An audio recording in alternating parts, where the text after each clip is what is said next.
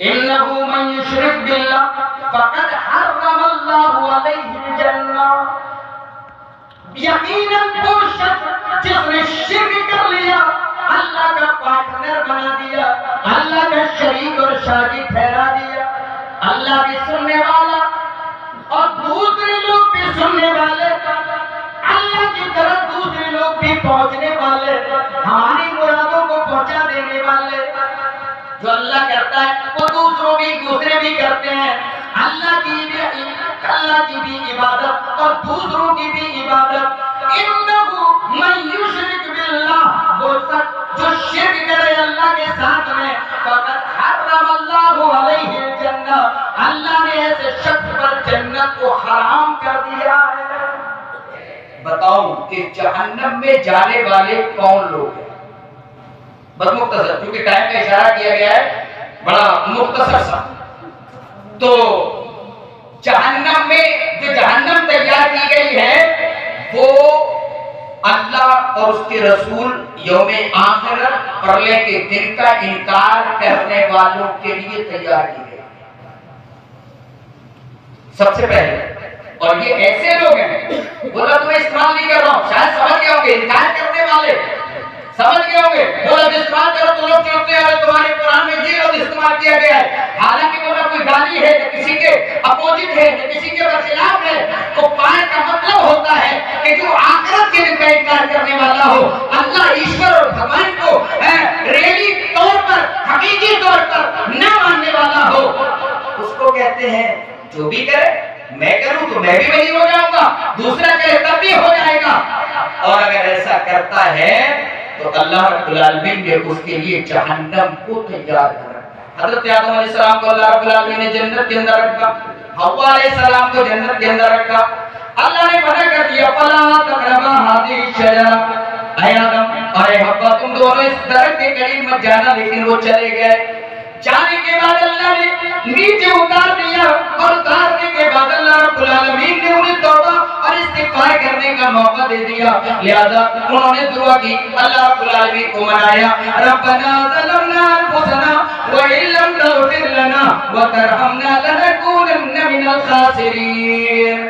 ربنا، اپنے رب کو بڑے پیارے لفظ میں اور اللہ نے سکھا دیا، پوری دعائیں اٹھاؤ، اپنے پروردگار کو جب پکارنا ہے تو ربنا یا ربی کہہ کے پکارا جاتا ہے۔ حضرت آدم علیہ السلام اور حوا علیہ السلام دعا کر رہے ہیں، آج نہ جانے کتنے قصے اور کہانیاں مولویوں نے کر کے دنیا والوں کو دے دی ہے کہ حضرت آدم نے ایسے دعا کی تھی، ایسے دعا کی تھی۔ ساری چیزوں پر گولی مارو، آؤ میرے قرآن کو، جو اللہ نے مجھے قرآن دیا ہے، آؤ میرے محبوب کتاب کو پکڑ لیتے ہیں۔ اللہ رب العالمین نے فرمایا کہ میرے آدم علیہ السلام نے جو دعا کی تھی، ربنا ظلمنا انفسنا وان لم تغفر لنا، اے ہمارے پروردگار ہم نے اپنے نفسوں پر ظلم کر لیا ہے، ربنا ظلمنا انفسنا وان لم تغفر لنا، اور اے اللہ اگر تو نے ہمیں مغفرت نہ کی، اگر ہم نے ہمیں بخشا نہیں، لنکونن من الخاسرین، تو ہم خائب و خاسر ہو جائیں گے، ہم گھاٹا اٹھانے والوں میں سے ہو جائیں گے۔ حضرت آدم علیہ السلام نے دعا کر لی، دعا کرنے کے بعد اللہ چاہتا تو پھر جنت میں ڈال دیتا، نہیں، لیکن اللہ رب العالمین کو کچھ اور مقصود تھا۔ اللہ نے حضرت آدم علیہ السلام کو دنیا کے اندر اسی پرتھوی پر، اسی دھرتی پر اتار دیا، اور اتارنے کے بعد اللہ رب العالمین نے فرمایا قُلْنَا اهْبِطُوا مِنْهَا جَمِيعًا فَإِمَّا يَأْتِيَنَّكُم مِّنِّي هُدًى فَمَن تَبِعَ هُدَايَ فَلَا خَوْفٌ عَلَيْهِمْ وَلَا هُمْ يَحْزَنُونَ۔ آدم علیہ السلام نے توبہ کر لی، توبہ کرنے کے بعد اللہ نے کہا قُلْنَا، ہم نے کہا، سورہ بقرہ کے اندر پارہ نمبر 1 آیت نمبر 38 اور 39، اللہ رب العالمین نے فرمایا قُلْنَا اهْبِطُوا مِنْهَا، ہم نے کہا تم سب کے سب اتر جاؤ نیچے، جمیعا تم سب۔ اس وقت حضرت آدم علیہ السلام تھے، حوا علیہ السلام، حوا علیہ السلام، لیکن سب کو کیوں؟ حضرت آدم علیہ السلام کی پشت سے جو لوگ، جو جنریشن، جو نسل قیامت تک آنے والی تھی، تمام کو مخاطب کر کے اللہ رب العالمین نے فرمایا قُلْنَا اهْبِطُوا مِنْهَا جَمِيعًا، تم تمام کے تمام نیچے اتر جاؤ۔ فَإِمَّا يَأْتِيَنَّكُم مِّنِّي هُدًى فَمَن تَبِعَ هُدَايَ فَلَا خَوْفٌ عَلَيْهِمْ وَلَا هُمْ يَحْزَنُونَ۔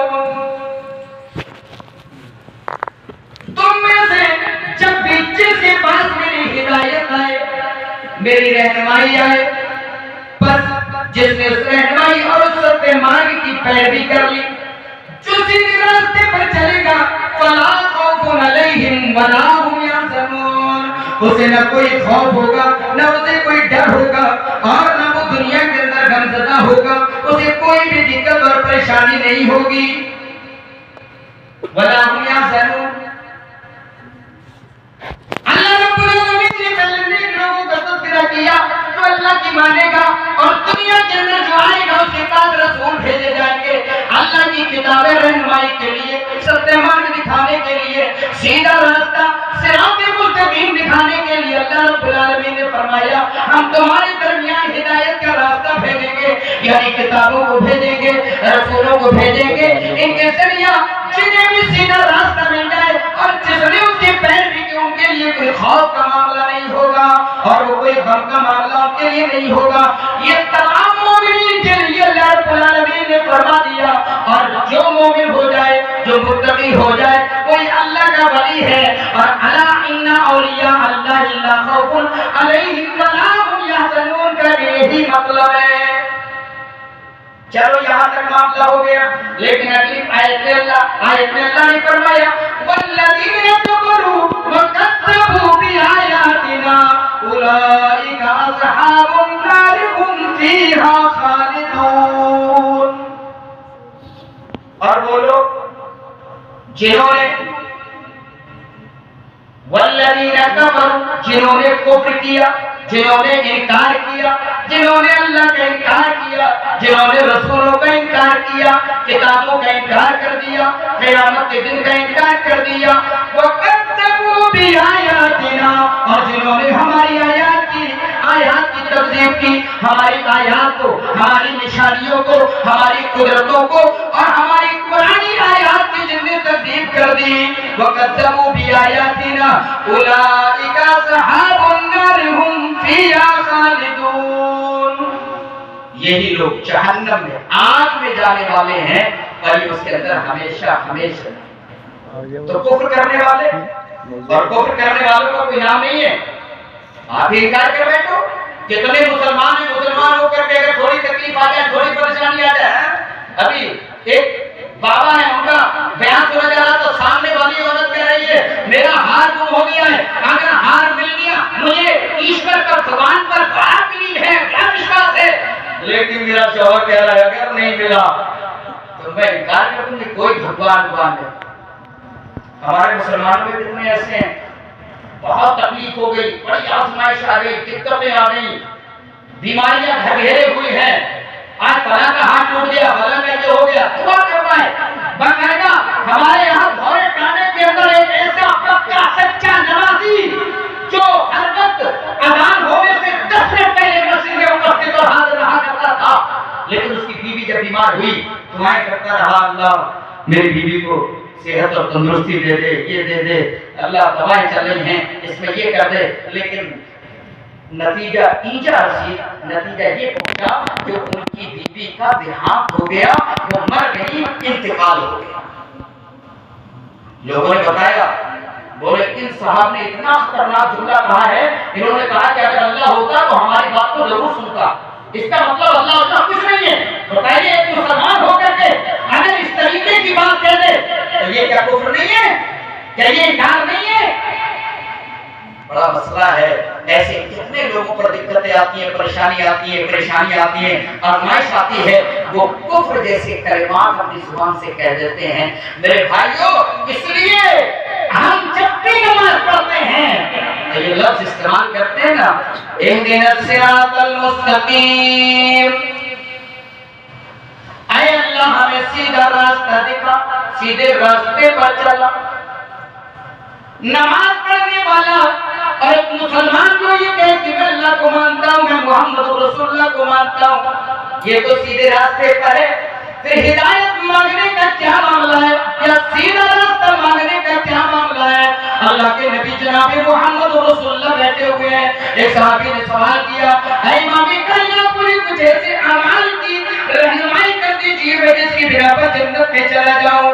اللہ کے نبی صلی اللہ علیہ وسلم نے فرمایا باللہ ثم استقم، تم یہ اعلان کرو کہ میں اللہ پر ایمان لے آیا، ثم استقم، پھر اس پر جم جاؤ، جمنا اس پر چلتے رہنا، اس کو اپنا کر کے رکھنا اور مرتے دم تک سیدھے راستے پر چلتے رہنا. کسی کو تکبر نہیں ہونا چاہیے، کسی کو عقل نہیں ہونا چاہیے کہ میں تو اللہ والا ہوں، میں تو نمازی ہوں، میں تو روزہ رکھنے والا ہوں. میرے بھائی نمازیں بھی پڑھو، اللہ کا شکریہ بھی ادا کرو کہ مجھے ایمان والا بنا دیا، اور اس کے بعد اس ایمان پر جمے رہنے کی دعائیں بھی اللہ سے کیا کرو، صراط مستقیم پر چلنے کی دعائیں بھی اللہ سے کرتے رہا کرو.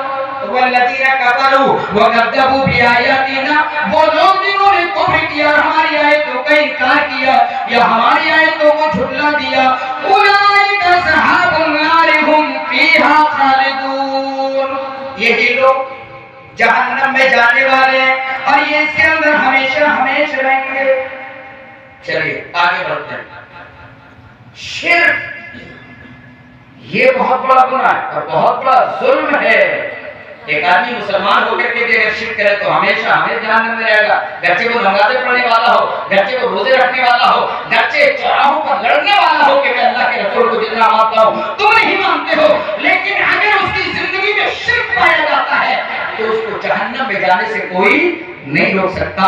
اور شرک کرنے والا یہ ہمیشہ ہمیں جہنم میں رہے گا، کوئی آپشن نہیں ہے اس کا جہنم سے نکلنے کا اگر وہ شرک پر ہی اس دنیا سے چلا گیا مر. اللہ تعالی نے فرمایا انه من يشرك بالله فقد حرم الله عليه الجنه ومأواه النار وما للظالمين من انصار. پارہ نمبر 6 سورۃ المائدہ آیت نمبر 72 بات. انه من يشرك بالله فقد حرم الله عليه الجنہ، یقیناً وہ شخص جس نے شرک کر لیا، اللہ کا پارٹنر بنا دیا، اللہ کا شریک اور شاگرد ٹھہرا دیا، اللہ بھی سننے والا اور دوسرے لوگ بھی سننے والے، اللہ کی طرف دوسرے لوگ بھی پہنچنے والے، ہماری مرادوں کو پہنچا دینے والے. جو اللہ کرتا ہے وہ دوسرے بھی کرتے ہیں. اللہ کی بھی عبادت اور دوسروں کی بھی عبادت. انہو من یشرک باللہ، وہ شخص جو شرک کرے اللہ کے ساتھ میں، فقد حرم اللہ علیہ الجنہ، اللہ نے ایسے شخص پر جنت کو حرام کر دیا ہے.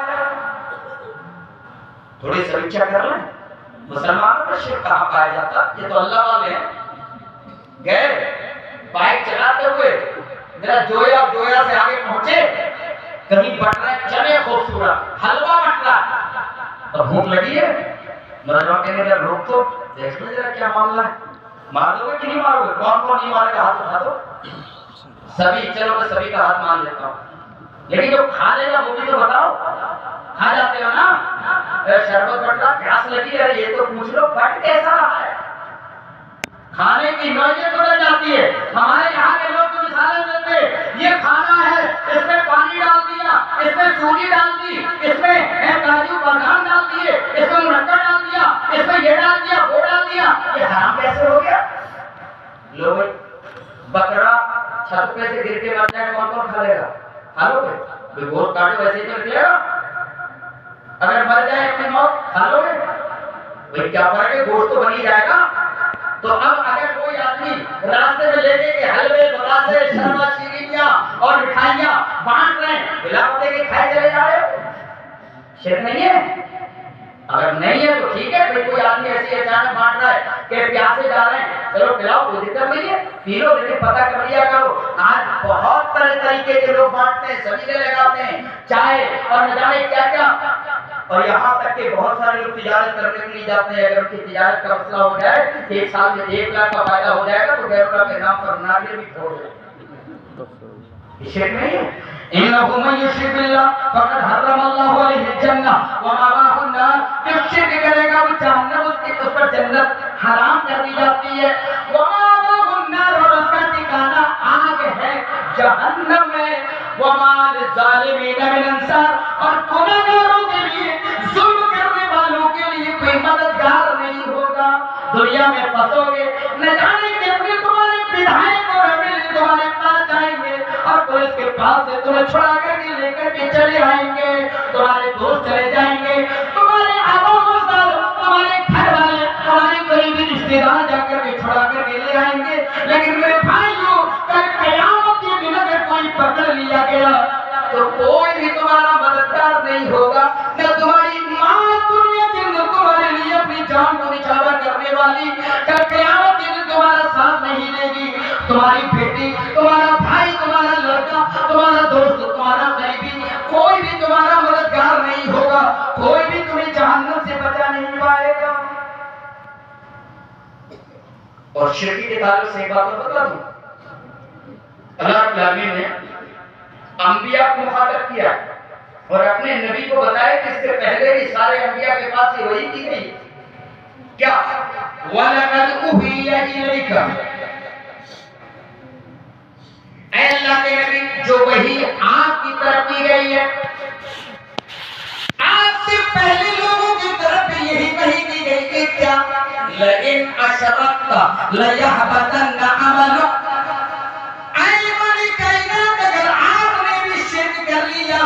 لَيَحْبَطَنَّ عَمَلُكَ، تو آپ کے بھی عمل برباد ہو جائیں گے، آپ کے عمل بھی ڈسٹرائے ہو جائیں گے، آپ کے عمل بھی ختم ہو جائیں گے۔ کتنے لوگ میری بات سن کر کے صبح کو یہ کہیں گے، اس مولوی نے تو یہ کہہ دیا کہ محمد رسول اللہ، اگر آپ بھی شرک کر لیں، کیا کہا؟ شرک اللہ کے نبی کر لیں گے، ہو ہی نہیں سکتا، لیکن اللہ کے نبی کے ذریعہ اللہ امت کو یہ میسج دے رہا ہے کہ اگر اتنی بڑی ہستی جو ساری کائنات کی امام ہے، سید الانبیاء ہے، سید البشر ہے، خیر البشر ہے، اتنی بڑی ہستی جسے اللہ نے آسمان پر بلایا، اتنی بڑی ہستی جسے سارے انبیاء کا سردار اور خاتم النبیین بنایا، اللہ نے کہا اے امام کائنات اگر آپ نے بھی شرک کر لیا لَيَحْبَطَنَّ عَمَلُكَ، تو آپ کے عمل بھی برباد ہو جائیں گے۔ اے دنیا کے امتیوں، اے دنیا کے ماننے والوں، اپنے نبی کو سن لو، غور کر لو، اگر نبی سے اللہ نے اتنی بڑی بات دے دی تو کہیں تم سے نہیں ہے، کس منہ سے اپنے نبی کے سامنے حاضری دو گے اور کس امید سے اللہ سے کہو گے کہ اے اللہ مجھے جنت میں ڈال دے، جہنم سے مجھے بچا لے؟ کیسے کہو گے؟ ہمارے تو برباد ہو جائیں گے۔ کتنا ہی آدمی نیک عمل کرنے والا ہو، لیکن اگر اس نے شرک کر لیا تو اس کے اعمال تباہ و برباد ہو جائیں گے۔